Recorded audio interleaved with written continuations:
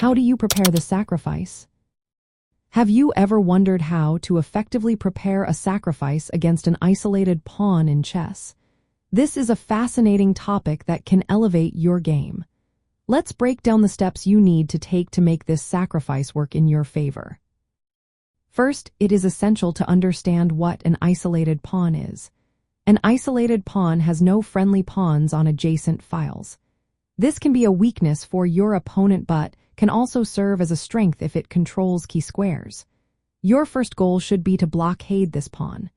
Position a piece directly in front of it to prevent its advance and limit your opponent's options. Next, you need to evaluate the position thoroughly before committing to any sacrifice. Consider the material balance. Are you giving up more than what you can gain? Also, think about the positional factors. Will your sacrifice improve your piece activity or weaken your opponent's king safety? Assess the tactical possibilities as well. Can you calculate variations that justify your sacrifice? This evaluation is critical since sacrifices are often irreversible. Creating the right conditions for your sacrifice is also important. You want to improve your piece placement to maximize pressure on the isolated pawn. Control key squares and open lines that will help you exploit the position. Sometimes, it may be beneficial to provoke your opponent into weakening their defenses or misplacing their pieces, making your sacrifice more effective.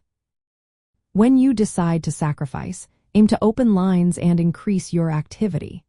Sacrificing material often leads to opening files or diagonals, allowing your pieces to infiltrate and attack.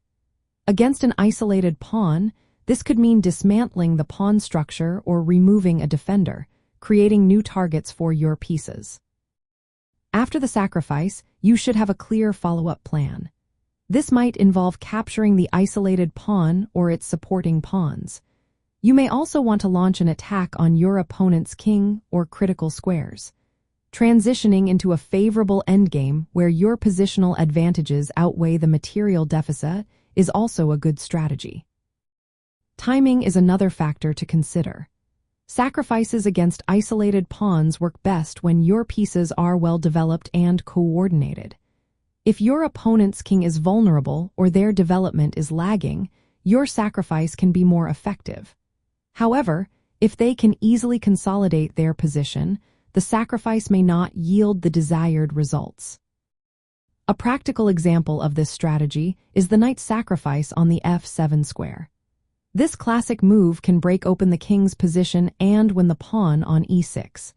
It requires your pieces to be ready for a rapid attack and your opponent's defenses to be poorly coordinated. Preparing a sacrifice against an isolated pawn involves careful positional buildup, precise calculation, and clear strategic objectives. Ensure that your sacrifice leads to increased activity, open lines, or structural weaknesses in your opponent's camp that you can effectively exploit. By following these steps, you can turn a risky material investment into a powerful weapon in your overall chess strategy.